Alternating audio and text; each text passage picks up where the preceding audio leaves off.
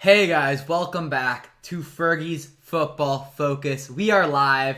I absolutely love to sit down with you guys on the main channel and have these kind of conversations and these discussions about some of football's hottest topics. So, let's jump into it. All right, I see my guy Sandro's here. I see Brandon is here. Welcome, guys. Appreciate you tuning in. If you haven't already, smash the like button. We'll aim for 15 likes on the stream today, but I'm more so just interested in the topics we have at hand to discuss, to debate, and watch. Just finished watching Atletico, says Sandro. Congrats to them. Yes, congratulations to Atletico. They were the team out of the Real Madrid, Barcelona group that I was hoping would win. So congratulations to Atletico Madrid. I believe, if I am correct, I wasn't watching the game, but I was checking up on it. I actually just got my second shot for the vaccine, so I'm almost fully vaccinated now, just 2 more weeks. But I believe Atletico, the goal scorer to win the game, was none other than Suarez. So that's pretty crazy as well, right? Of course, he came from Barcelona over to Atletico, and now he's won the league. Like, congratulations. That's phenomenal. Sandra, what kit is this? It's the Scotland kit for the Euros, mate. Come on. We are going to be talking a lot about the Euros today. And Sandro, just for you, I saw Germany announce their squad. I'm going to be running through my German starting 11, and I'm going to need your help with it because obviously I don't watch Germany regularly, but I was just looking at some of the names there, and I was like, let me try and put together a squad, right? So I've got that later on, Sandro. It's going to be great. He says, I'm getting my first vaccine on Wednesday. Oh, that's awesome. So yeah, no, I've got kind of a Euros breakdown. I've got a France starting 11. I've got a Germany starting 11 that I've kind of got planned out and all that. I'll also be doing my PFA Team of the Year, some of that other stuff. Kane moved this summer, top 4 in the Prem.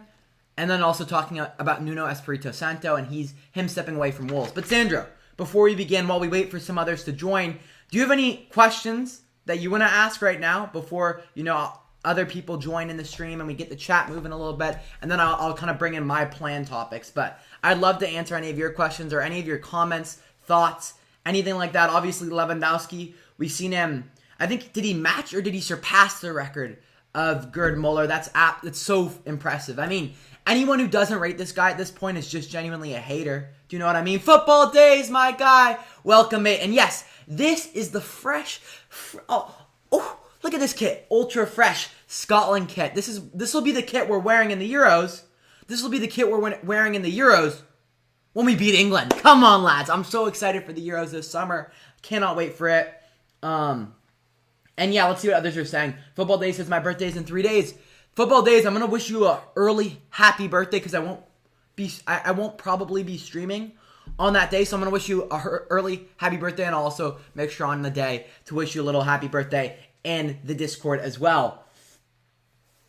All right, let's see. Sandra says he passed Gerd Muller last minute. Yeah, it's crazy, mate. That's so crazy. Congratulations to him. Phenomenal season. The season's coming to a close, but like I said, we had the Euros to look forward to. Anyways, guys, I think, let's start to get into it. Let's start to get into the PFA Team of the Year a little bit. We'll wait for a couple more people to join, but I think I just want to get started with it. You know what I mean? So let's get to it. PFA Team of the Year. This is highly debated, highly discussed. I mean, it's hard to please everyone with these kind of things. Football Days, we're going to be talking about the PFA Team of the Year in the Premier League, so this is going to be very exciting. We'll see what Liverpool players I've selected, all right, because I know you're a Liverpool fan. Brandon says, hey, Sandro, I seen you in his lives like a year ago. Very loyal viewer. Yes, my guy, Sandro. And Brandon, it's great to have you back, mate. Absolutely great to hear from you. Hope you're doing well. So yeah, anyways, PFA Team of the Year. Let's get into it, all right? We're going to start with the goalkeeper position. Now, I think there's a couple names that deserve to be thrown in there. I think, of course, one is Ederson. Ederson's had a phenomenal season. I think he's done really well, but it's not Ederson for me, all right? Some other names. I think Nick Pope's had a really good year as well. But my goalkeeper for the PFA Team of the Year is none other than Emiliano Martinez for Aston Villa. I think Martinez has been absolutely phenomenal. If you look at even more into the statistics, you see his save percentage has been really great. Lots of clean sheets. And a Villa side that really struggled defensively last year. Obviously, it's not just him, but he's been a significant player that they brought in the summer that's helped them improve defensively. So yes, I agree 100% with Brandon. Emiliano Martinez is my goalkeeper. As I go, guys, I'd love to hear some names from you guys as well in the chat. Football Days has gone Mendy. That's a good shout as well. I put him in that little group, I would say, of course, I think Ederson deserves a shout, probably Mendy. But for me, Emiliano Martinez has to be the goalkeeper this year. All right, moving to the right back position. And it's unfortunate Serenin isn't here for this because he'd be happy about this one. I've gone with João Cancelo. I think João Cancelo's done a really good job. I know he's played both on the right and the left, but more so on the right. And what he's done for Manchester City, just from a defensive standpoint, right? Obviously, he has to battle with Walker for that position, but he adds so much to the attack. And I've been really impressed from what I've seen from João Cancelo today, or this season, shall I say. So today, he will be in my PFA Team of the Year. And I'd love to get your guys', as I go, like I said, who your positions are. So far, our goalkeeper, Emiliano Martinez, our right back, João Cancelo. Moving over to the center back position now, okay? Moving over to the center backs. Obviously, the first one is super easy. Football Days goes, my right back is Wan-Bissaka. Oh, very interesting Football Days. Now, don't get me wrong. I think Wan-Bissaka deserves a shout. But I would say what Cancelo can do, he's a complete player in that he's very good at attacking and defending. Whereas Wan-Bissaka is a great 1v1 defender. But oftentimes he gets caught out of shape. His positioning is poor. And in the attack, he really doesn't offer much. So I think he's a good shout, but he just still needs to complete his game, if that makes sense. And we'll have to wait and see. He's still on the younger side, but I would have liked to see some more progress now that he's been at United for 2 seasons. So when are we going to see that progress from Wan-Bissaka? Maybe we need to see a player brought in to put that pressure on him, so he has to improve his game to get the starting position. But nonetheless, let's move on to the center back position. My first center back, the obvious one, Ruben Dias. I'd be surprised if any of you didn't have Ruben Dias. I mean, for me, he's been impactful, right? We talked about City early in the season before Dias arrived. What were they struggling with? Well, their defense was absolute shite. Didn't matter that they brought in Ake. It didn't matter who they paired with John Stones. It was an absolute nightmare. So Ruben Dias has really come in and given Manchester City that security at the back so they can really go after teams and attack on the front foot without getting punished. And when City can do that, I mean, as we've seen this season, they're the best team in the world. No question. All right, that's my first center back. Moving over to my second, before I do so, I seen Brandon said Dias and Fofana. Well, Fofana's a phenomenal shot. Football Days has also gone with the same as Brandon. I think, obviously, we all agree on Ruben Dias. Fofana's a phenomenal shout. I think John Stones is a great shout as well. But maybe I'm a little biased. I'll put my hands up here. I'm a Manchester United fan. Maybe I'm a little biased. I'm going to go with my guy, Harry Maguire. And I know a lot of you are probably thinking, oh, you're just biased. Oh, Maguire's no good.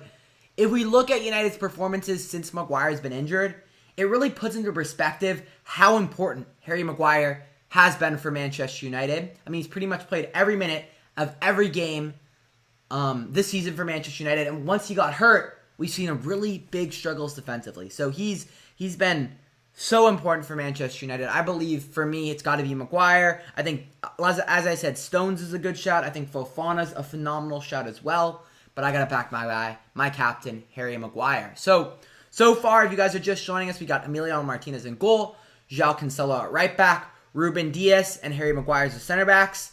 Moving over to the left back position now for me. All right, moving over to the left back position. I'd love to get who you guys think. It's another Manchester United player for me, Luke Shaw. If we're talking about a player that has had pretty much every top winger in the Premier League in his back pocket is Luke Shaw.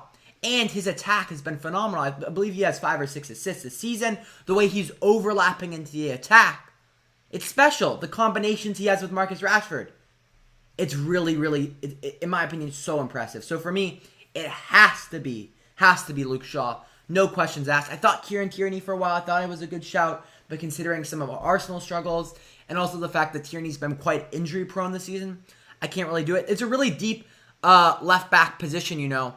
So it was a tough one for sure. I mean, we're looking at Digne is a great player. Who's the left back for West Ham? His name just escaped me right now. But I've talked about him a lot on the channel before. Oh, I don't know why his name's escaping me. Really solid left back for West Ham as well. So it's a deep position. Reguilón's been well for Spurs. But for me, yeah, Cresswell. Cresswell's had a phenomenal season. I'd put him in one of the top. But for me, Luke Shaw's been head and shoulders. Head and shoulders, no question. Brandon's looking at the center backs. He says Dias, Fofana, Stones, Konsa, Maguire. I think those are all good shouts. Once again, I back my guy Harry Maguire. So, all right, we have our goalkeeper in our back line. We have Emiliano Martinez in goal, João Cancelo at right back, Ruben Dias and Harry Maguire as the center backs, Luke Shaw as the left back. Moving over to the central midfield. Here we go. So I haven't necessarily gone for, a midfield that would make sense in a game. I've just gone for the 3 best midfielders, okay? So I don't really have a true defensive midfielder in here, so this probably wouldn't work in an actual match, but I'm just thinking, who have been the 3 best midfielders in the Premier League this year? And I'm going to start with Gundogan. Gundogan's been absolutely phenomenal. He stepped in. I believe he has roughly 13 goals. His impact for Manchester City has been huge. He scored big goal time and time again for them. And has been a player that, in order for them to win the title this year, we knew some certain players had to take a step up. He's one of them. And he's finally really showed the player that he was at Borussia Dortmund. He's been sensational this year. I can't stress that enough. And we'll mention him a little bit when we talk about the German national team. Hopefully Sandro's here for that. So we've got Gundogan, my next player. You guys know I love this guy. I talk about him on the second channel all the time. Gotta be none other than Bruno Fernandes. What a player he's been. If we're talking about, outside of Harry Maguire, a player that makes a huge impact on Manchester United, it's got to be Bruno. Bruno's been absolutely phenomenal. If you look at we're not even going to discuss the numbers because people will say penalty this, penalty that. But if you talk about a player, Sir Alex Ferguson was speaking on this a couple days ago, a player in the final third who can make the pass to score the goal, right? He's so good in the final third, right? He'll draw the attention of 2 or 3 players because he's always a threat. He's got a phenomenal shot, phenomenal finishing. He'll draw the attention of 2, 3 players, and then he'll just slip in a player in behind. Slip in Greenwood, slip in Marcus Rashford, and he's done it time and time again this season. And it seems like whenever United have needed a big goal, when we've come back, it's always been Bruno involved in it. So Bruno is the second midfielder I would add. And my third midfielder has to be Kevin De Bruyne. He's just a special player. For me, he is the best player in the Premier League, in terms of overall ability. I wouldn't say this season he hasn't been at his best this season, but still been phenomenal. And I think is obviously one of the main driving forces behind Manchester City. We know all know of De Bruyne's quality, his passing ability, his ability to pick out a pass from 40, 50, 60 yards away with pinpoint accuracy. Not many players can do that. Under pressure as well. He can drive with the ball. He can score. He offers some defensively. I'd say Bruno offers more defensively than De Bruyne, but that's just me. But anyways, that's my midfield 3. So let me run you through my team again, and then I'm going to read through the chat and see what you guys are saying here, because I see Brandon in Football Days have left us some midfielders. Obviously, Emiliano Martinez in goal, João Cancelo at right back, Ruben Dias, Harry Maguire as my center backs, Luke Shaw as the left back, Gundogan, Bruno, and De Bruyne as the central midfielders. Let's see what you guys are saying for the central midfielders. I see Brandon's gone Bruno, Gundogan, Lingard, Souček, De Bruyne. Interesting. So, yeah, we kind of have roughly the similar players in there. I think Lingard is a good shout, but he hasn't done it for the full season, if that makes sense. So he's only done it for half a season. I don't know about Souček. Don't get me wrong, I really rate Souček, but I wouldn't put him quite on that tier. My midfield, Bruno, Gundogan, and De Bruyne. Football Days, we are on the same page, mate. That's great to see. That's super great to see, because I see Carragher put up his team. I see Neville put up his team, and they're absolutely getting killed. Brendan says, what's this kit? It's a Scotland kit, mate. This is the kit that we're going to be winning when we beat England in the Euros this summer. So get ready for it. Serenin, Josh, great to have you guys here. I'm going to go through my PFA Team of the Year for you guys. We're not done. I'm going position by position, but I'll let you know how far we've come so far. And if you guys are enjoying the live stream this far, smash the like button as well. We're trying to hit 15 likes. But anyways, goalkeeper is Emiliano Martinez. My right back, João Cancelo. My center backs, Ruben Dias and Harry Maguire. My left back, Luke Shaw. My midfield 3 is Gundogan, Bruno, and De Bruyne. And now, over to my left wing position. So there's been a ton of phenomenal left wingers. You've got Phil Foden, has had a breakout season for Manchester City. You've got my guy, Marcus Rashford, who I so badly wanted to get into the side, but unfortunately I did not. I love Rashford. You guys know that. And unfortunately, I couldn't squeeze him in the team. I had to keep it real. It's got to be Jack Grealish for me. Jack Grealish is seriously a special player. In my opinion, he's underrated. He's so underrated.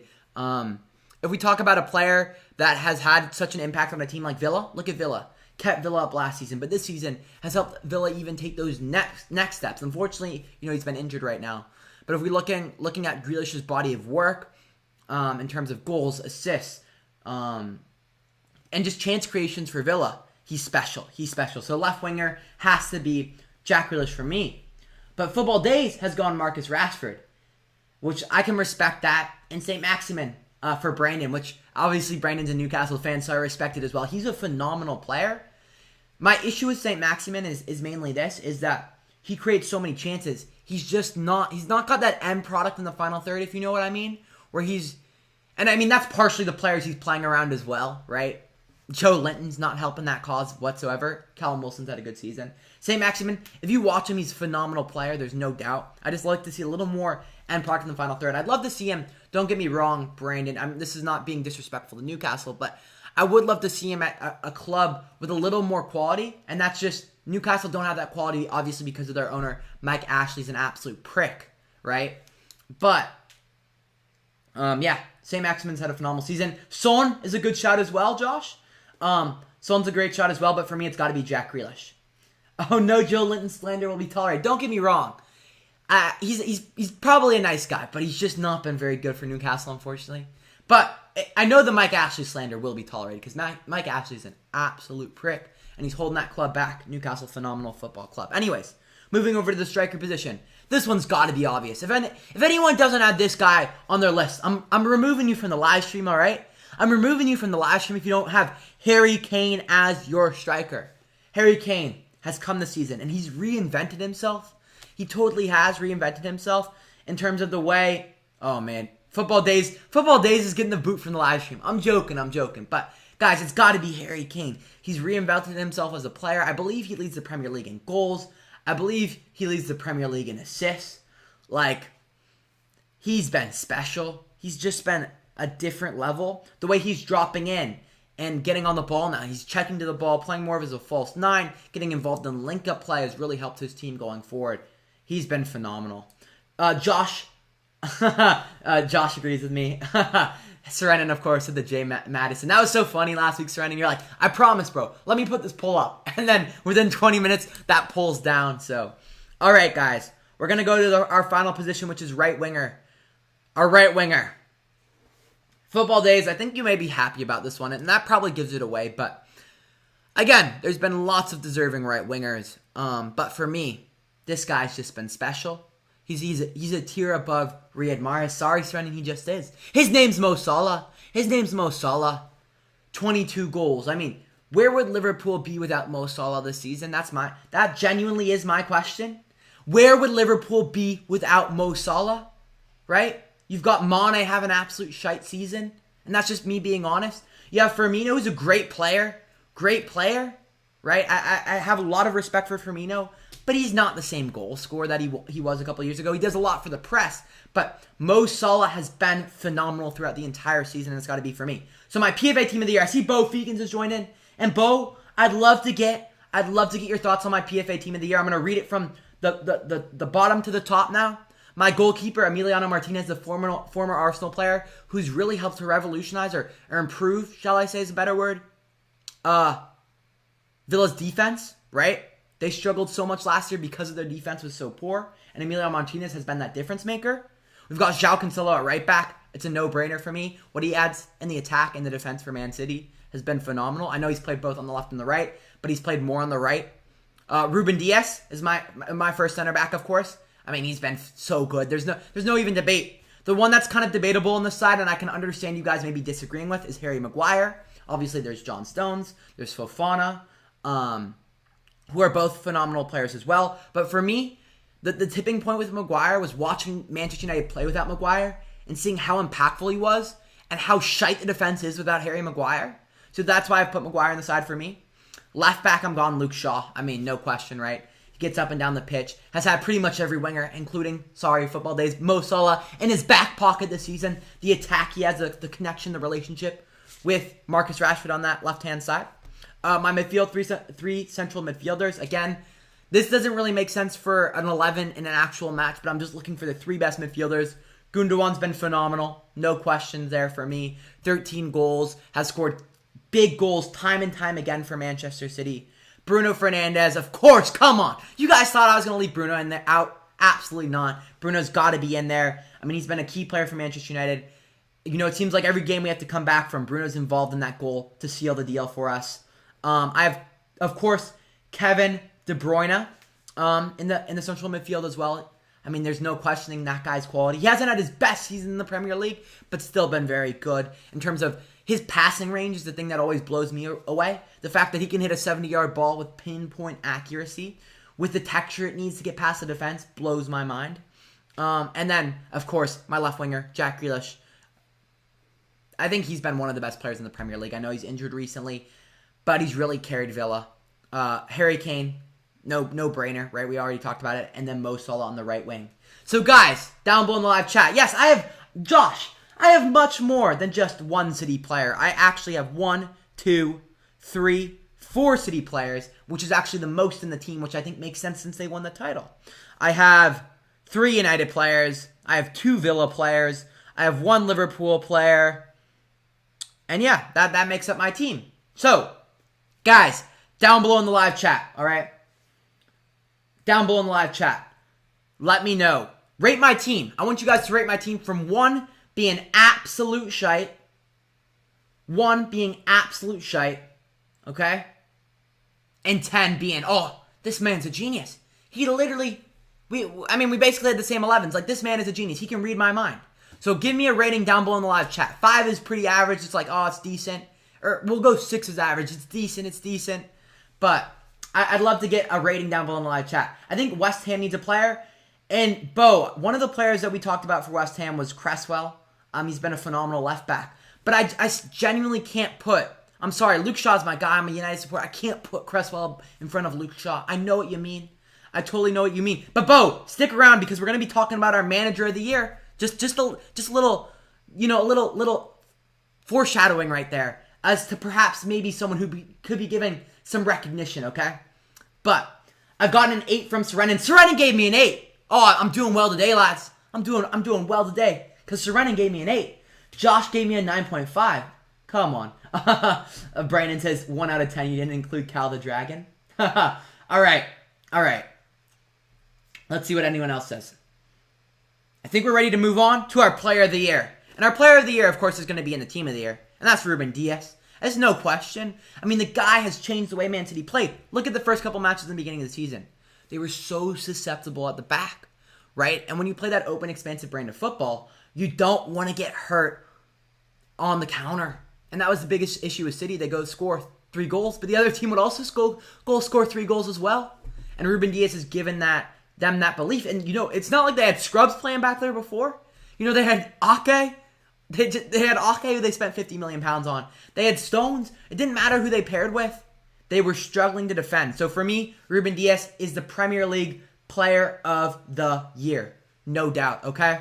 My young player of the year. This was an easy one for me as well. And you know what? I absolutely hate how many times I'm having to mention Man City players. I hope it's different next year. I hope it's a mess. But I have to keep it real with you. My young player of the year has to be Phil Foden. He didn't quite get in the PFA team of the year. But in terms of young players, he was phenomenal. This was his breakout season.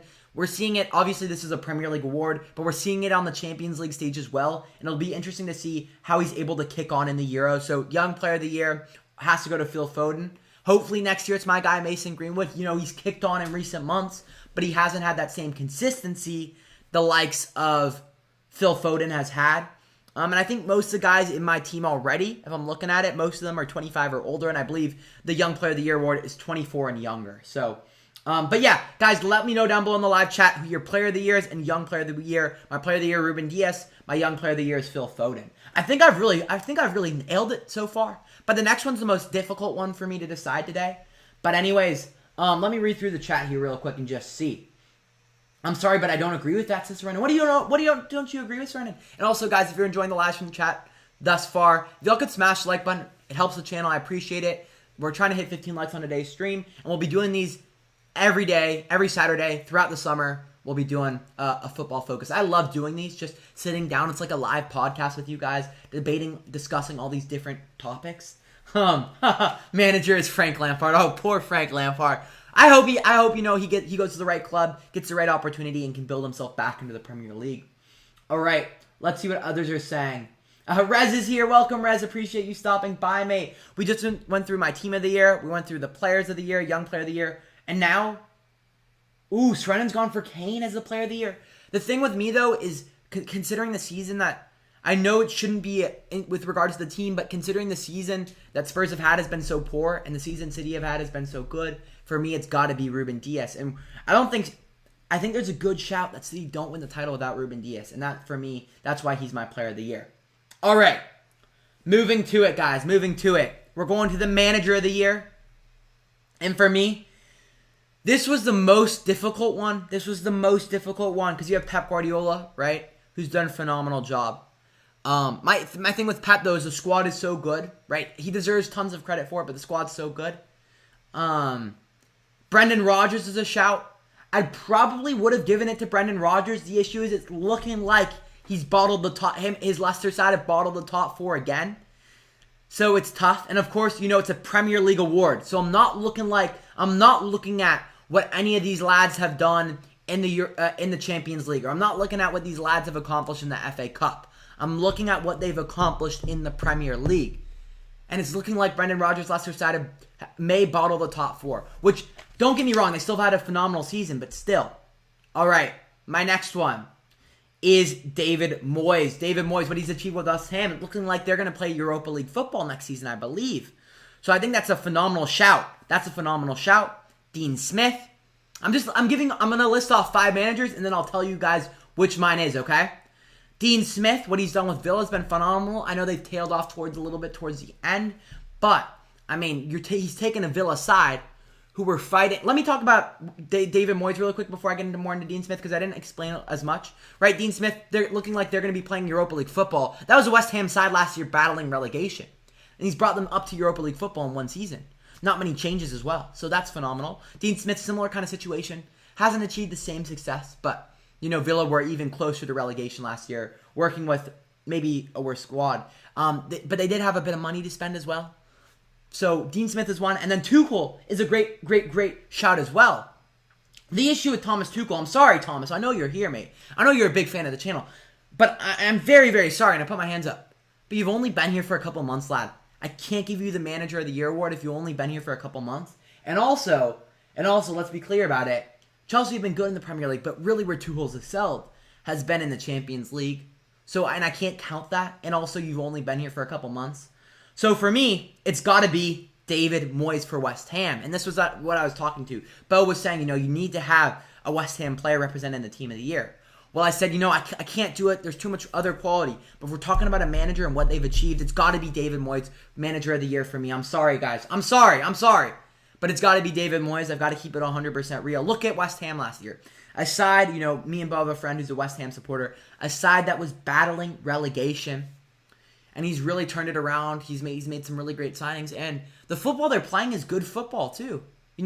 It's very well. David Moyes has done such a good job being able to adapt his squad to the brand of football they play, or the brand of football to his squad. And they adapt from game to game, and they know, how do we need to approach this game, and how do we need to approach that game, and his player management. He's getting the best. He's getting the best out of players that previously hadn't excelled at West Ham. And in the atmosphere too, you just see. I know this isn't as big of a deal, but you just see it on social media. The atmosphere within the locker room. That's a group that really comes together, believes in each other. So for me, it's got to be David Moyes for my Manager of the Year. Now I want to read the chat. I'm sorry, Thomas Tuchel. I know you're very upset about that, mate, but I had to be honest. I don't want to lie to the people in the chat. I don't want to lie to the people in the chat. Okay, David Moyes, no problem. Yeah, I had to give it to Moyes.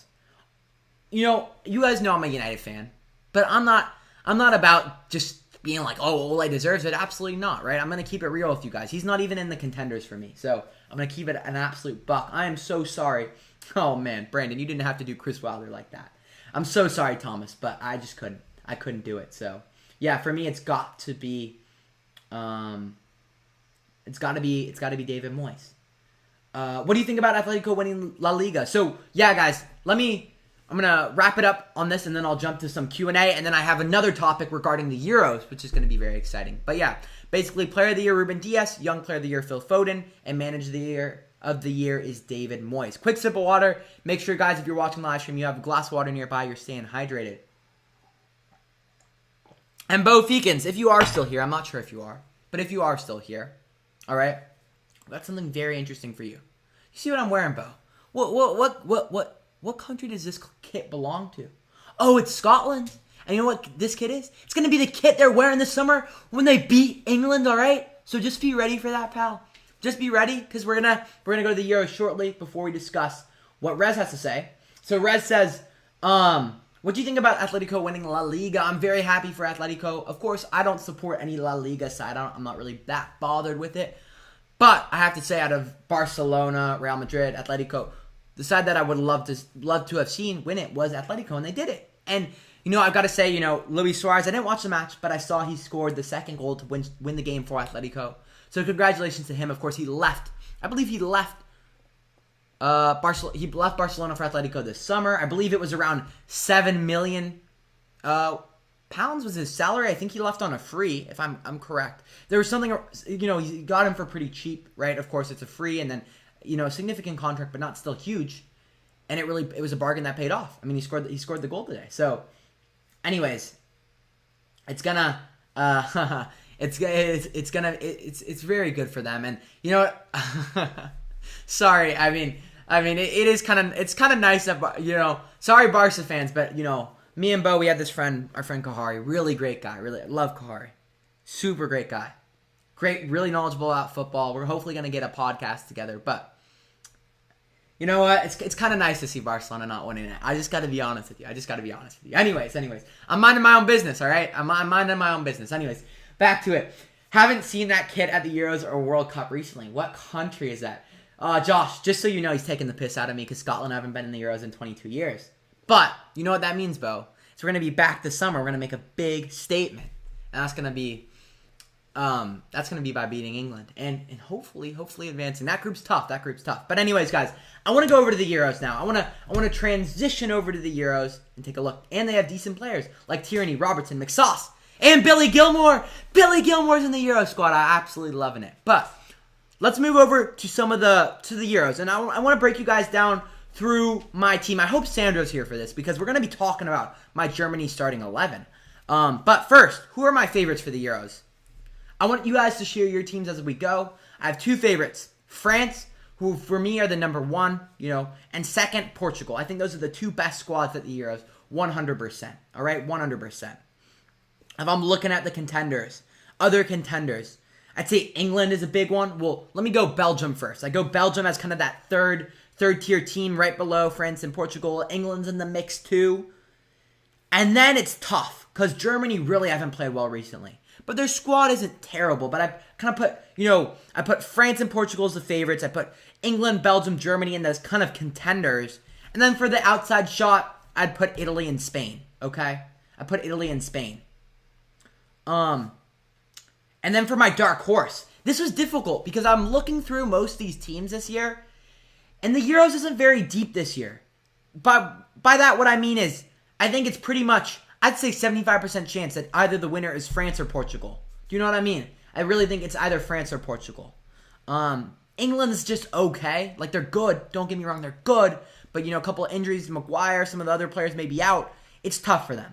Belgium, I think I rate highly, and maybe they could sneak in. Germany, I don't think they're that good, to be honest with you. Italy and Spain, they're all right. I think they're teams that'll, make the quarterfinals, but really compete, maybe not. But my dark horses, it was difficult. I was looking through. I thought, maybe Poland perhaps, but I don't think Poland are quite as good as they were, maybe a couple of years ago. I was thinking Lewandowski, could he carry them on a run? I ultimately settled with the Netherlands. Shout out Serenin, by the way. I ultimately settled with the Netherlands. I was looking through the squad. They've got let me pull it up on my phone here, so I make sure I get it 100% spot on. You get me? So let me pull it up here. But yeah, the Netherlands have a pretty decent squad. I was looking through it yesterday, and that's my dark horse as well. Turkey is Bo Feekin's dark horse. I honestly don't know enough about the Turkish national team, so you may have to enlighten me on that, Bo. But I think the Netherlands are dark horse, and I also had Croatia in there, which I I needed a second one, and I wasn't sure who else to throw in there, so I was like, I may as well throw Croatia. I don't think Croatia will do much. To be honest. So maybe I've got to look a little bit more into Turkey. Maybe I've got to check out Turkey a little more, because I wasn't really feeling Croatia, but I was like, I got to provide a second. But for me, the Netherlands, I think, are an interesting one. But of course, they won't have Van Dijk, which is a major blow, but they do have the likes of, Frankie de Jong. They have Depay, who's had a phenomenal season. Let me take a look through here. And in the Netherlands and Scotland, I actually play on June 2nd, which I'm looking forward to, because it'll give me a good idea for both Scotland what to expect. Turkey battered the Netherlands 4-2 in the World Cup qualifiers. Maybe I'll have to look into Turkey. Yeah, Bo, I just seen that. I just seen that. I'm gonna have to look into Turkey a little bit, Bo. But anyways, looking at the Netherlands, Blind, De Ligt, De Jong, Wijnaldum, Depay. I mean, there's some pretty quality players in there for the Netherlands. So Van de Beek I don't think he'll be a starter, perhaps, but you have Bergwijn. I think the Netherlands are a good side, but I'll have to look into Turkey. And Bo, I was also, once again, I think for me, Ukraine, saying them was difficult because I genuinely hardly know many Ukrainian players. You may have to enlighten me on that as well. But yeah, I think they were a side that I was also looking at as maybe one of the stronger sides. But really quickly, I want to see dark horses. I saw someone say Russia. Let's see what else. Yeah, without Van Dijk, it's tough for the Netherlands. I do agree with you on that. De Ligt wasn't good this season. That's fair. He's still a quality player, though. Serenin said I put Turkey over the Netherlands. Yeah, that's fair enough. I mean, considering they just battered them. So maybe Bo has a good shout there. Maybe Bo's got a good shout there. But that's kind of how I break it down. Now, I want to get... There's lots of talks about France. They just announced their squad, right? Their squad. So I want to give you guys my starting 11 for that France squad, because it's obviously such a deep squad. I was like, it's so difficult to try and figure out. How will they start. So I was like, why not? I think this would be a fun little segment. So, for France in goal. I wrote it down. This is my handy dandy little notebook right here, guys. This is my handy dandy little notebook right here. There's lots of great ideas on here. Video ideas, little things. A lot gets written down in here, and it's not the cleanest. It's not the most neat, but this is going to be worth a lot one day. There's lots of great thoughts in there. Okay. I'll stop. But I've got Lloris in goal, of course. That makes a lot of sense. At right back, I've gone for Pavard. Center backs, I've gone Varane and Koundé. But honestly, it could be Kimpembe over Koundé. It's hard to say. I rate Koundé, but Kimpembe's been phenomenal for PSG. Lucas Hernandez at left back. So that my goalkeeper back four: Lloris, Pavard, Varane, Koundé, Hernandez. It could be Kimpembe though for Koundé. Honestly, it's not that big of a deal. Do you know what I mean? Center defensive midfield. I'm going with a 4-2-3-1. By the way, I'm gonna go N'Golo Kanté. Just gotta be. Next to him, Paul Pogba. I mean, is there a better duo in the midfield in the world? You know what I mean? I don't know. My attacking midfielder kind of playing as, a second striker is going to be Antoine Griezmann, playing as a number 10 as a second striker.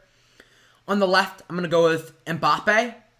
Up top, I'm going to go with Benzema. I mean, he's been named in the squad. What a player he is. That's crazy. That's mad that I never thought we were going to see him play for France again. And on the right, this is the area where I was a little unsure. You can go either Dembele or Kingsley Coman. I've gone for Dembele, but you can go either way, really. It's not. I think they'll switch it up a little bit. So that is my France starting 11. But yeah, I see you trying to bait me there, Rez. I'm not falling for that, innit? I'm not that dumb, all right? I'm not that dumb. But yeah. Yeah, guys, that's my France starting 11. I think it's pretty damn impressive. Do you know what I mean? There's not a single weak position. And the crazy part of it, they in each position too, they have a good backup as well. So even if there is an injury, there still won't be a weakness in any position, and that's why France are so good. You guys know I'm leaning to Portugal a little bit. I want Portugal. I'd rather have Portugal win it than France per se. So I'm leaning to Portugal a little bit. Shout out my guy Bruno Fernandes. Come on, lad. Come on. But yeah. That's France starting 11 for me in the Euros. Anything else? All right. let's go to the Germany starting 11. These are the two major, like, big countries that have released their squads, so I thought, why not make starting 11s for them? We could maybe discuss the England one or the Scotland. I'd love to do the Scotland one. I really need to see who Southgate selects before I do the England squad, because I'm not really sure. Bo actually had a really good thing that he sent to my group chat. Maybe I'll share that with you guys. But if I'm looking at Germany, I've also gone with a 4-2-3-1. I don't think Sandro, he's texted me. I don't think he can make it, which is of course no issue. But I'm gonna have to send it to him to get this looked over as well. Germany for me was a very difficult one. It was a difficult one to pick, and I'd love to get your guys' insight as I go. So I've got Manuel Neuer in goal. I've gone with a 4 in the back. I thought about 3, going Rudiger, Sule, Ginter, but I decided not. I got Neuer in the goal. I've got Klosterman at right back. I've got Ginter and Rudiger as the center backs. I've got Emre Can as the left back. The midfield was tough, right? Because Goretzka is currently injured. But I went ahead with the assumption that, Goretzka will be healthy. So I went Kimmich, Goretzka, and Gundogan, which I think is a phenomenal midfield, leaving Kroos on the bench, which is kind of harsh. But for me, I think all these players have been in better form. And then I went Werner on the left, Muller as the striker, and Gnabry on the right.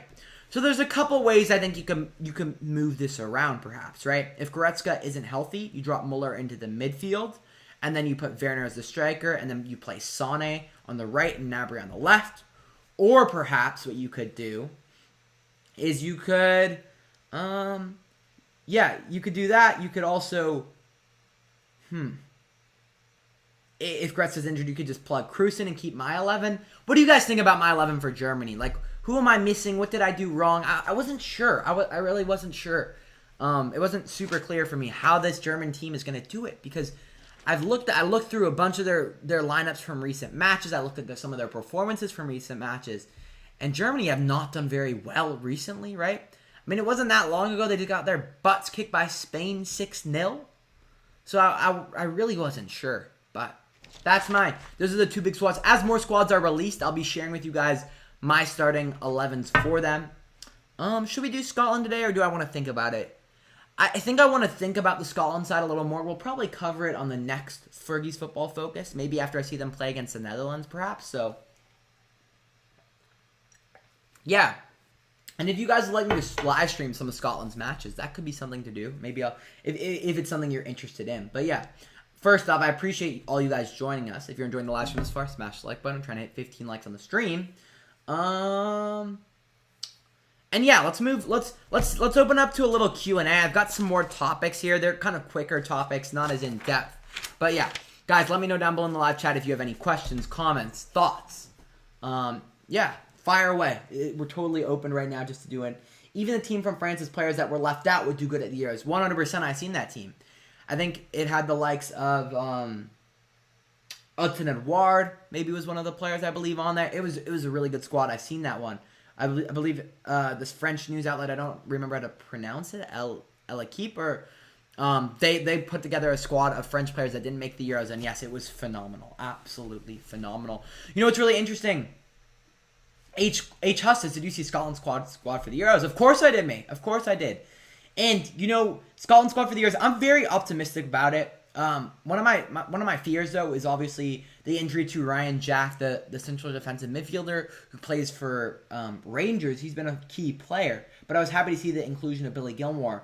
I really think Billy Gilmour should get minutes in the Euros for Scotland, considering the opportunities he's gotten with Chelsea and the way he's performed. I think Gilmour's got to be in there. It's tough and it's hard to see. I can't see Scotland getting anything against England, though. Mate, the thing is, it's a one-off match, so, I'm going to leave the possibility open. I'm not saying Scotland will batter England or anything like that, but, I'm hopeful that we can sneak out a good result. And then I think, if we can get a win, our groups, the Scottish group is tough, right? The Scottish group is really tough. I'm going to pull up the matches, I know, but 2 of the matches are played at Hampden, which, of course, is Scotland's home stadium. Could that aid Scotland, get them some sort of advantage? But, of course, here's my thinking. How can Scotland get through? Is there any way Scotland could get through? And the way I see it happening is, could Scotland perhaps beat the Czech Republic? And then, a draw against England Could Scotland advance that way? That's the way I'm thinking. You know, you beat the Czech Republic, which is a tough match. Don't get it twisted. It's tough. But then, you know, obviously the England game, the lads are going to be up for that. That means so much to the lads and just to the nation, really. And can we find a way just to get some sort of result against England? Who knows? Maybe we could advance, right? I'm not saying it's going to happen, but the possibility is there. So HS. And the Scottish squad, once again, I'm happy with it. I'm looking forward to it. And let me think about my Scotland squad, my 11 a little more before I present that to you guys. I'll do that on the next stream, though. But I appreciate you stopping by, HS, joining us. But great question. I'm looking, you know, I think Scotland have options this year, and that's a really good thing.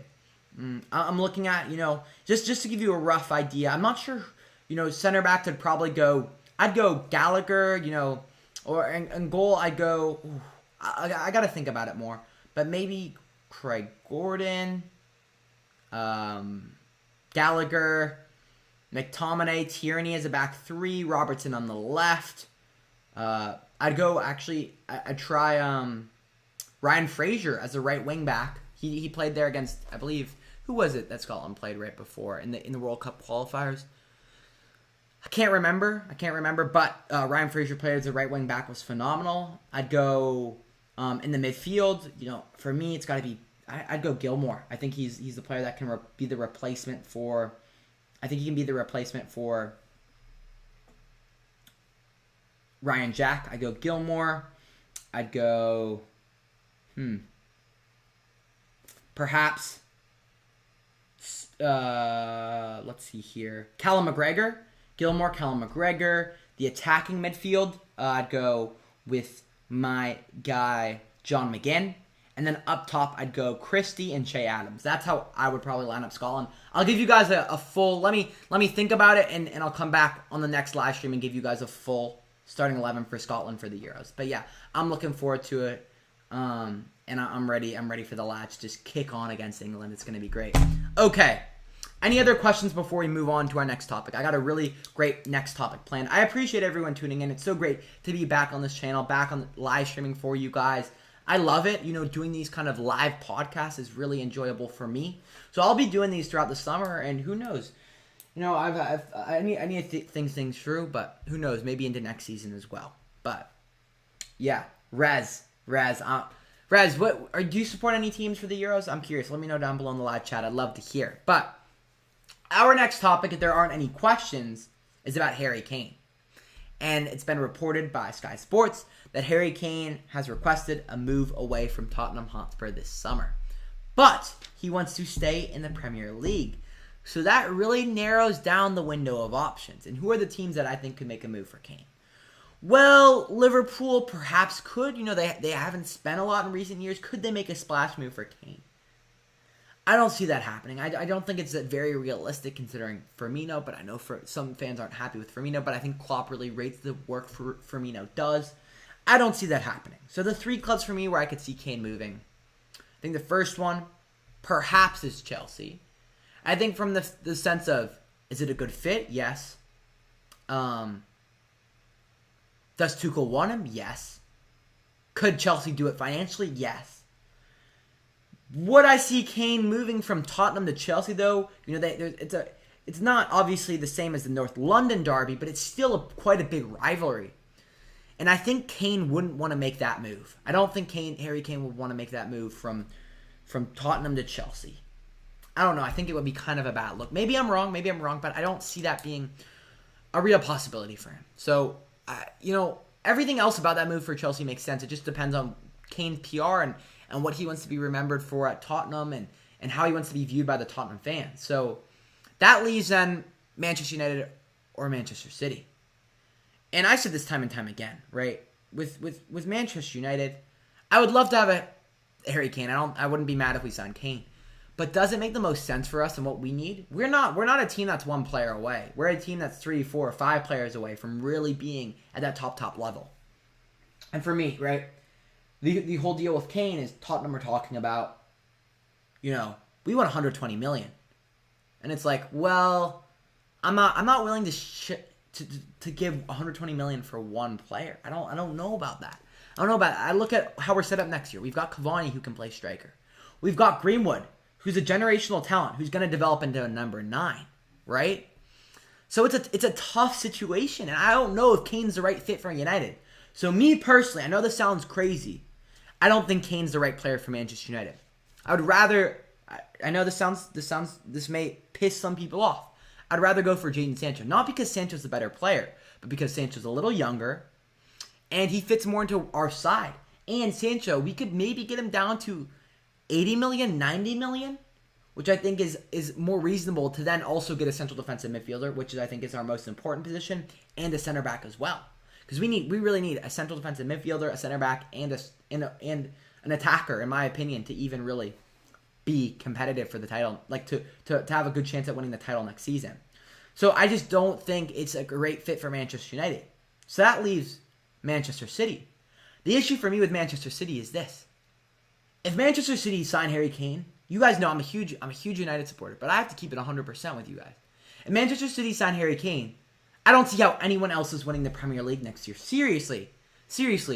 I mean, it's just like the most overpowered transfer. That would be the most overpowered transfer of all time. Because you got a great hold-up false 9 striker in Kane, who can play that style, meshing with the brilliance of Pep Guardiola. It would be relentless. It seriously would be. It would be ridiculous. It would genuinely piss me off. Do you know what I mean? It would be. I mean, City would be favorites by a mile, in my opinion. So, I don't know. It's tough. It's really, really tough. I just don't think it's the right fit for United. I don't think we should do it. Chelsea, will Kane want to go to another London side? It could be a bad look for him. I don't think, he wants to leave Spurs, but he doesn't want to, obviously as much as, I think as much as possible he wants to keep a good relationship with the Spurs fan base. So I don't think Chelsea makes sense. And then the thing with Man City, though, where it doesn't make much sense either, of course they need a striker. Like, it's the one position they need. And Kane's the best striker in the Premier League. But the one thing about it, the one question I have for it is, like, Man City, right, they spend a shit ton of money. But we have yet to see them shell out over $100 million for one player. City love to do a bunch of these. They'd love to do 5 or 6, 50, 60 million pound signings. But we haven't seen them go 80, 100 million yet. So it'll be interesting to see whether they're willing to do it. But it makes it an interesting dynamic. And that's because each club has a bit of an issue. I'm like, could Liverpool do it? They haven't spent a lot in recent years, but they've been like the least linked with it. So it'll be interesting to see. But that's kind of my thoughts on Kane this summer. Rez goes, it's either City or United for me. Josh goes, yeah, he'll just be a waste of money, and Cavani will be mad. You already got Cavani. Why would you need another striker? That's kind of, well, Cavani will only be there for one more year. Let's be clear. But hopefully by the end of next season, that means Greenwood will then be ready to be Manchester United's starting striker. Do you know what I mean? By bringing in Kane, because Greenwood's best position is striker, according to Greenwood, according to Ole. He's just not fully built into the role yet in terms of he's not grown. He's still learning. Do you know what I mean? Like, he's still 19. But it's like, by bringing in Kane, would you hurt the development of Greenwood as a striker? Perhaps. Do you know what I mean? Where I think Cavani, you got him to play this year. That means by next season, or the following season, right? Cavani's gone, but Greenwood's now 21. I think that at that point he'd be able to lead the United line. And that's the way I look at it. So, those are my thoughts. I don't know what you guys are thinking. But for me, you spend $120 million on Kane. Then what are United able to do in the transfer market, right? The interesting thing with Kane, I've heard this. Could Tottenham take Lingard and Martial? I think those are two players Tottenham would like. And could we also, if we can send Lingard, Martial, and get it for around maybe, what? Could we do it for around 80 or 70 million? Maybe that makes a little more sense then. The issue is, Lingard and Martial are both on huge wages, and Kane is on good wages, but it's not massive. It's not massive wages with Kane. It's not ridiculous. So, do Tottenham want to take on those wages for players maybe not the same quality as Kane? Interesting. So, it's hard to tell where it'll end up. We'll just have to kind of wait and see. We should let Kane go to City, and then we sign Haaland next season without City bothering. See, Rez, for me, though, why would we want to sign Haaland either? Like for me, Haaland gets in the way of Greenwood as well. Like, you've already got Mason Greenwood. That's why Sancho makes the most sense for me. His next season, well, Greenwood's still developing. He can flip between the striker and the winger position. And then you have Sancho there as well.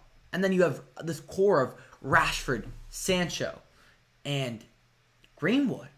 I mean, to me, that sounds phenomenal. And then next season you have Cavani as well. So I think Haaland would fit well at United. I don't think he would fit as well at City, perhaps. But I think he'd fit well at United. I'm not saying it's... spending that much money on one player, realistically, Manchester United, I think our main area of concern should be our central defensive midfield position. McFred is not cutting it. Ole is playing McFred way too much. I genuinely, you guys know I like McTominay and Fred. Of course, McTominay on the Scottish national team. Fred, a player that I've made videos about before that I really do enjoy. But they are genuinely not cutting it for me this season. It's not been good enough. So we need a central defensive midfielder bad. And for me, that player, I'd love to have Ndidi. I don't think that's realistic. I'd love to have Declan Rice. But if we can't get either, I'd go for Basuma. And I'll make a video on the main channel about that. I guess it is the main channel now. On Fergie's United fan channel. On that shortly. But yeah, that's kind of my thoughts, guys, on the Harry Kane situation. He hates the club because Keane ended his father's career. I think that's overplayed, to be honest, Josh. I really do think that's an overplayed talking point. I think oftentimes we get too caught up on other stuff. So could we swap deal for Lingard and Rice? Yes, and swap deals are super interesting this summer. So with Lingard and Rice, I think we could do a swap. Let's be clear, there would still be a good amount of cash involved in getting Rice. I think it'd be Lingard plus 40 million for Rice. But there's also, I think Mark Goldbridge talked about this, and some of those points, I'm just kind of sharing with you that he shared that I thought made a lot of sense. It's this with Declan Rice. Declan Rice, he grew up a Chelsea fan, I believe.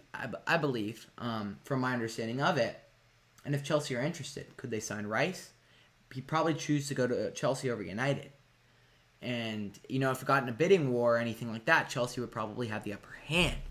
So I would love to get Declan Rice. I hope he does come to Manchester United this summer. If we could keep Pogba and add Rice, that would be fun. And add my ideal 3 signings for Manchester United are Jadon Sancho, Declan Rice, and Koundé. And I know that's a lot of money spent, but you can offset that. Maybe you sell a Martial or you sell a Jesse Lingard, right? So that makes a lot of sense for me. But guys, I think that's enough on the Harry Kane news. As I said on the main channel, on Fergie's United fan channel, we'll be talking about Manchester United news weekly, transfer weekly, every Friday from this week forward in the summer. So you guys can definitely go check that out over there as well. We'll be doing a ton of discussion about transfers. But I want to move on to our next couple topics and then end it with a little Q&A. I'm kind of getting ready to wrap us up soon. So if you guys are enjoying the live stream this far, make sure to smash the like button. We're aiming for 15 likes on the stream. Subscribe if you are new to the channel as well. I appreciate you guys all tuning in. It's great to have such an active chat and people enjoying it. And I love doing these live podcasts. They're genuinely one of my favorite things to actually create with you guys. So yeah, our next topic. Top 4 in the Premier League. It is getting very tight at the top of the Premier League this season. And I want to take a look here at the Premier League table, okay? Let's take a look at this Premier League table. It's become very interesting. Very, very interesting. So, of course, Manchester City's won the league. United have already secured top 4. But after that, it gets kind of spicy. You have Chelsea, 37 matches played on 67 points. Liverpool, 37 matches played on 66 points. And Leicester, 37 matches played on 66 points as well. And Liverpool lead Leicester by 4, a goal differential of 4. And it comes down to the final match this weekend. So let's take a look at who these teams are playing. The 3 teams to focus on are Chelsea, Liverpool, and Leicester because they're obviously fighting for the Champions League spot. So take a look here. All right, let's take a look at the matches played this weekend. So Leicester will be playing Tottenham, which is no easy match. As much as we'll joke about Tottenham and say they've not been very good this year, and Kane's leaving this summer, they're still a decent side. They're no pushover. Then you have Liverpool, who play Crystal Palace, and I think that's quite a winnable match. We're looking at Crystal Palace. They are a team that, where do they sit in the table? I think they're one of these teams kind of in between really being competitive near the top and and also, getting relegated. Like, they're sitting pretty comfy. They're on 44 points, which is quite a ways above the drop. So they're a decent team, but I reckon Liverpool will beat them. And Leicester play Villa, and Villa are a great side. So for me, I think the teams that are actually in the most danger, I think Liverpool will secure top 4. I do. All they have to do is win, right? If they win, they secure top 4. So yeah, I think Liverpool will secure top 4. Chelsea's an interesting one because they play Villa. But considering Tuchel and Chelsea's form, I know their form in the league hasn't been that good. But recently they just beat Leicester. I think Chelsea will secure top 4 as well. And I actually think Leicester, they'll miss out on top 4 again this year for 2 years in a row where they bottle it under Brendan Rodgers. So for me, the top 4, I see it ending Man City first, Man United second, Chelsea third, and Leicester City fourth. Unfortunately, I was really hoping Liverpool would fall outside the top 4. It's super difficult, but yeah, I mean it is really unfortunate, but yeah, I don't know, man. I don't know. It's unfortunate for Leicester, but that's how I see it playing out. Just based on the matches being played, right? Rez says Palace lost 7-0 to Liverpool in the first match. That's a great example of it, Rez. So yeah, that's my takeaway on the top 4 race in the Premier League, and it's the last match of the season tomorrow, which is sad. I'm disappointed that it's going to be over. Well, not for me as a United fan because we play on Wednesday. That's going to be huge. We'll be live streaming that on the main channel. But yeah, anyways, guys, those are kind of my thoughts on it. All right, my final plan topic before we call it a day,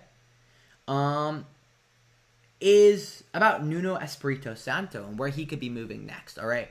And after this topic, we will do a little Q&A with you guys because I want to discuss some topics, and I think it'll be a lot of fun.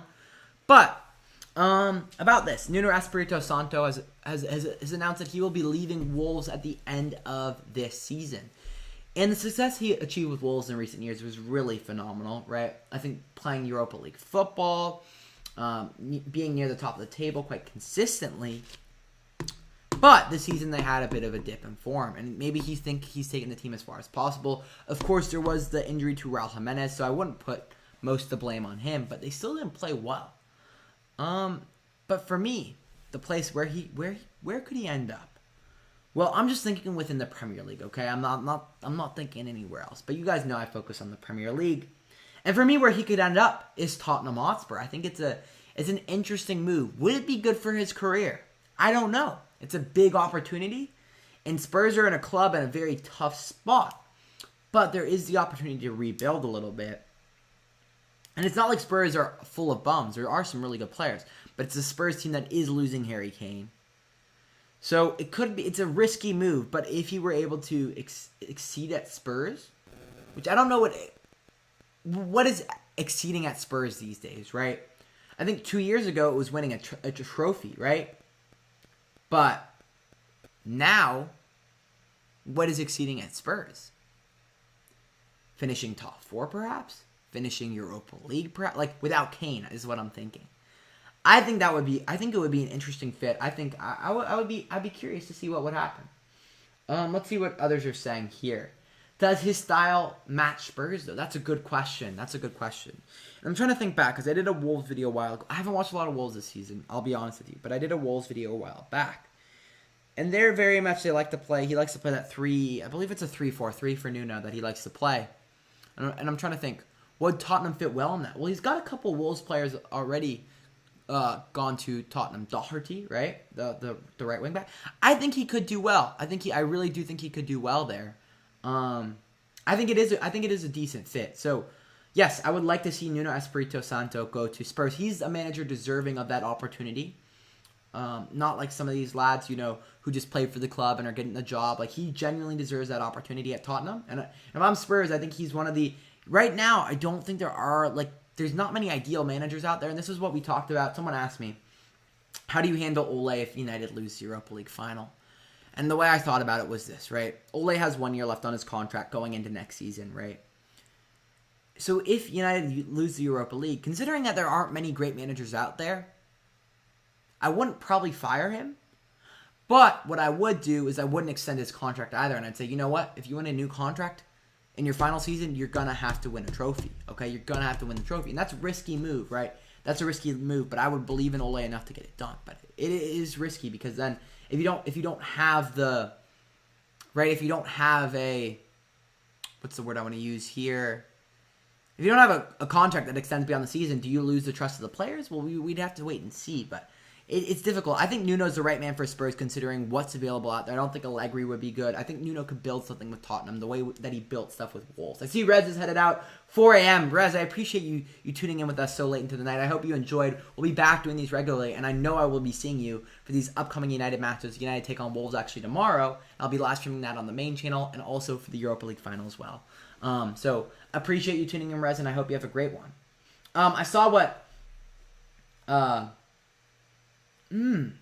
interesting. I saw what Serenin said. Isn't Arsenal a better fit for him? Wow, I hadn't even thought of that. I'm gonna, you know what? I'm gonna text Bo after the stream and I'm gonna say someone brought this up. I'll say you, Serenin. I'll say Serenin brought this up, and I think it's really interesting. Could Arsenal fit well with Nuno Espirito Santo? Perhaps. And Nuno's the type of guy, right? Obviously, he's very connected to certain agents, Portuguese players. I think Nuno could do a good job at Arsenal, bringing in affordable players with high quality that maybe aren't as well known from Portugal, right? That are in Portugal, aren't as well known in the Premier League. That's actually a really good shout. But I think, either of those teams would be silly not to be considering Nuno Espirito Santo. The thing is, Spurs are actively looking for a manager, whereas Arsenal are going to stick with Arteta going into next season. But I will mention that. Great point there, Serenin. I see Josh says, yeah, it's interesting, obviously, with Chelsea, right? Can you imagine if they bottled, Rez said this as well, if they bottled top 4 and then lose the Champions League, that's tough on them. That is tough on them, but that's the way it is. How do Chelsea fans view Tuchel after that? I mean, Chelsea fans are a rough crowd, but I mean, obviously, I think it would be idiotic to even consider, Tuchel if he doesn't kick on. You know what I mean? He's done enough. But it'll be interesting to see. I really do think it's an interesting matchup, that Champions League final, though. It's going to seriously be a tough matchup for Man City. But I think City will get it done. They're just so good, but who knows, man? It's a one-off game. Literally, Chelsea are a great squad, so anything can really happen. But yeah, guys, I think I'll wrap it up on my planned topics there. Now, if you guys have any questions down below in the live chat, feel free to fire away, or we can call it a day. It's up to you guys. I'm curious. I've tried this before, but would you guys like to see clips from these live streams? I'm not sure. Or would you guys just like me to upload the full thing? Like, I don't know. Is that something you'd watch? If you, like, say you weren't able to make a live stream. Would you watch a full live podcast, or would you want it uploaded in clips? Like, let me know in the chat. I'm always curious. Like, how is the best way for you guys to consume content? I'm curious. Chelsea won those 2 latest games because City didn't have everyone in their lineup. Well, you would be disingenuous to say that.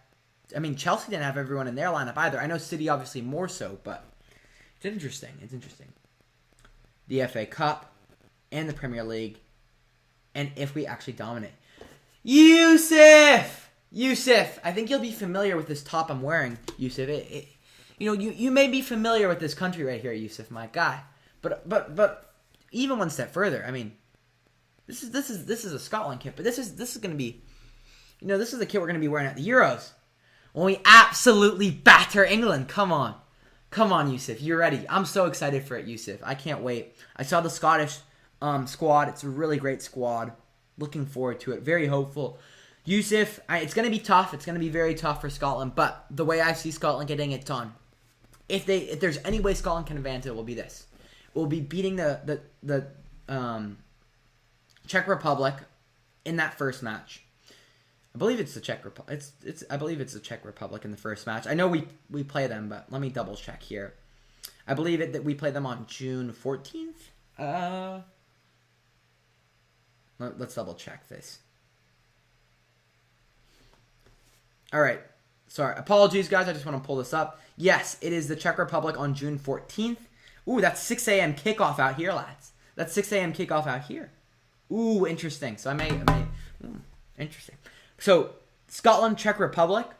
If we can beat the Czech Republic in that first match, And then against England, do you know what I mean? That game's going to be so high stakes. It's going to be mean so much. If Scotland can pull out a draw, perhaps, or even a win, I know that sounds pretty mental considering how good England are, but like, could Scotland pull off a draw? And if you get a win and a draw, could you potentially advance? Do you know what I mean? Like, I think there is a possibility, but they'd have to take care of business against the Czech Republic. Do you know what I mean? So. But that's my thoughts. I'm very hopeful, Yusuf. I'm very, very hopeful that Manchester United can get it done. And if you guys are just tuning in like Yusuf, make sure to smash the like button. We're aiming for 15 likes on the stream. Subscribe if you are new. We're just doing a little bit of Q&A, guys, before we wrap it up. We've been live for a little hour and 15 minutes now, so I do want to start to close it down. But any final thoughts, comments, questions, let me know down below. But I'm very much looking forward to it, Yusuf, and it's going to be great. It's going to be phenomenal for Scotland to be back in it, and I'm very pleased with the squad that was selected. I think... I think they did a phenomenal job, right? I think they really did do a phenomenal job picking the squad. So, yeah. Am I staying hydrated? Yusuf, is that even a question, pal? Is that even a question? Make sure, if you guys are tuning in, that you are staying hydrated as well as you watch the live stream. All right? It's super important for your health, your well-being. Get out there, exercise. Stay hydrated, work on creative projects that stimulate your mind. Don't just sit there on your phone on social media all day. Work on some fun projects. You know what I mean? This is the fun project that I love to work on in my spare time. And yes, it is kind of social media related, but there's look at, we have our little handy dandy notebook here that I've been writing in. So, all right. Let's take a look here. I see Yusuf with a great question. So where will Kane go? So we discussed this already. Yusuf, and what my thoughts were is I'm not sure. I don't think Liverpool, but you never know, right? They had the money, but they have Firmino already. Does it really make sense? Would Klopp do that? It doesn't seem like something they do. I think they will make a big splash this summer. Will it be Kane? I don't think so. So that leaves 3 teams for me: Chelsea, Manchester United, Man City. And Chelsea is like, it makes sense pretty much from every perspective, right? It makes sense from every perspective with regards to money. They need a striker. Tuchel wants him. Their team competing in the Champions League could, a team that in future years could win the Champions League, and that's what Kane wants.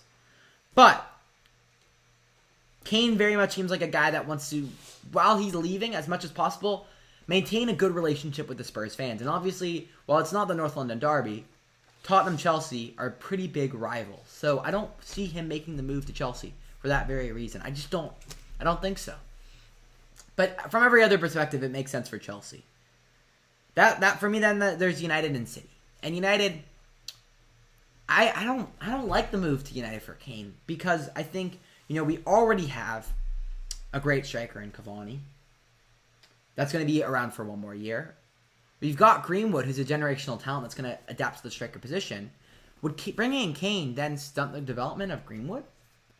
And I think Sancho actually is cheaper, because Kane's going to be around 120 million. Can we get Sancho for 80 million? Right? The only way I see it making sense is if there's some sort of players involved in a swap for Kane. Like, if the only way I see it making sense would be if Lingard and Martial went for Kane. But even then, I'd prefer us to target, Sancho, Rice, and Koundé, as opposed to just Kane and maybe one other player, if that makes sense. And then, right, as you said, if Man City sign Harry Kane, then the Premier League is finished. So I really hope he does not go to Manchester City. I mean, it makes sense from the point they need a striker. Kane fits perfectly into what Guardiola wants to do. The thing about City, though, is what we've seen. Yes, they spend a ton of money. Sorry, Cernan. It's just true. It just is true.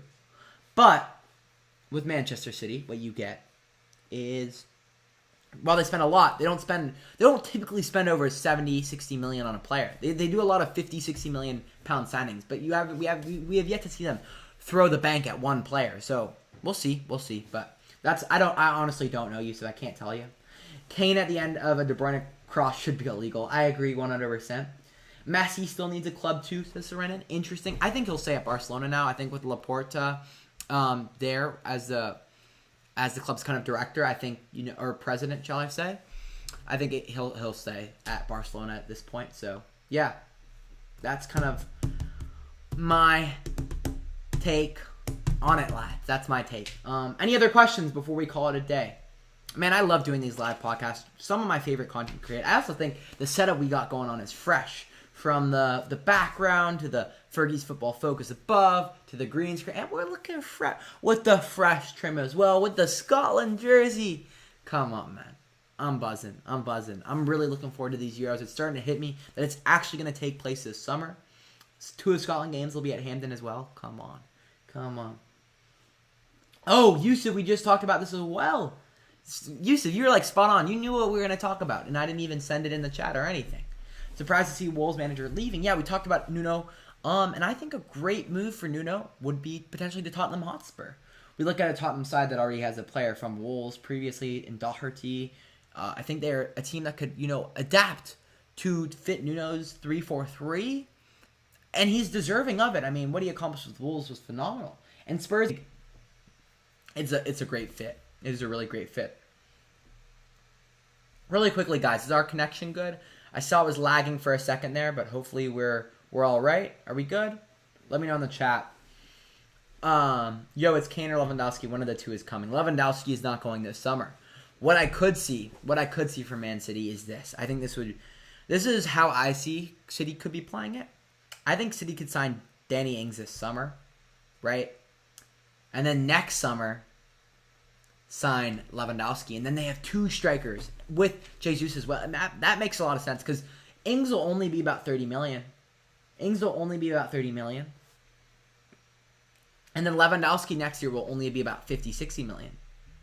That's good business. Two pretty, you have a proven Premier League striker in Danny Ings who's solid. Not special, but very solid. And then you got oh my gosh. It should be, I agree with Yusuf. Kane to Tottenham. Kane to Tottenham. Jeez, I'm an idiot. Kane to Man City should be illegal, but Lewandowski to Man City should also be illegal. Do you know what I mean? Like, please, no, mate. Please, Tottenham, do not sell it to Man City. Oh, man, that would be tough.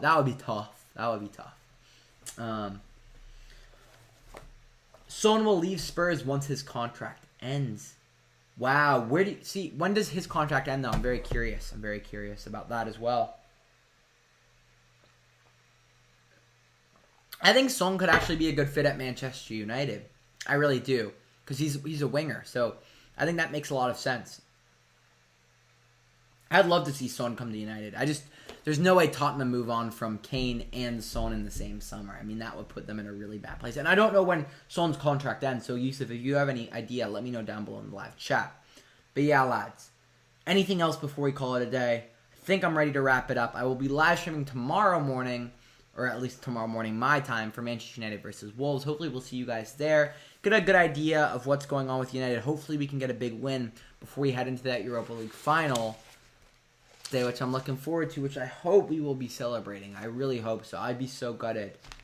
But yeah, I know Son typically plays on that left wing, but maybe could he play on the right? You have Rashford on the left.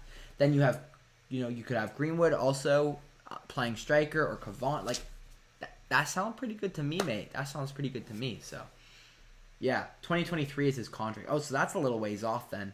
I think could channel as well, because, for those of you, are we lagging again? Are we lagging? Can y'all let me know? I can't tell. It's like buffering on my screen, but I don't know if it's also buffering for you guys. So, are we okay? Are we good?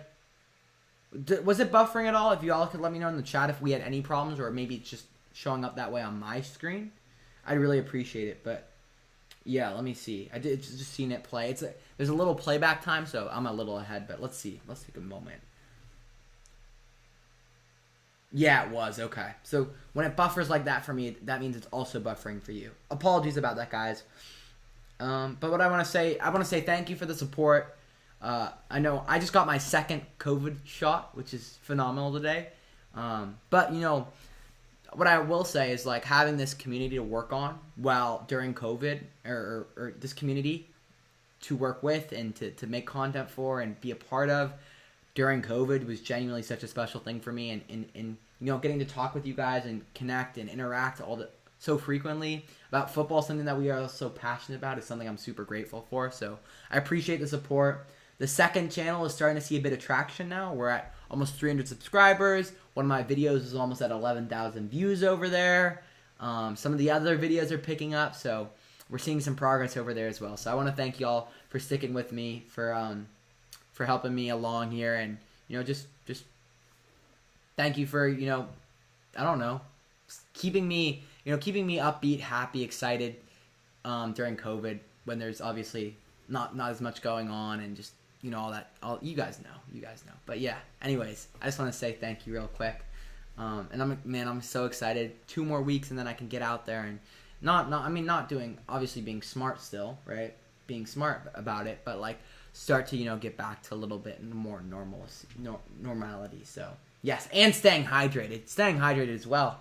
Oh, I got to do that today especially. You're supposed to stay hydrated after you get that shot. So anyways, guys, I think we will wrap it up there. Thank you guys so much. I'll see some of you guys tomorrow. And yeah, just get ready because we're going to be doing these more frequently. And one thing I want you guys to think about this. Picture this. Close your eyes with me. All right. Sorry, England fans, but imagine Scotland at Wembley battering England this summer, because you're gonna have to visualize it in order to see it this summer. You get me? We're getting ready for it. I'm preparing. I'm already seeing it in my mind. So yeah.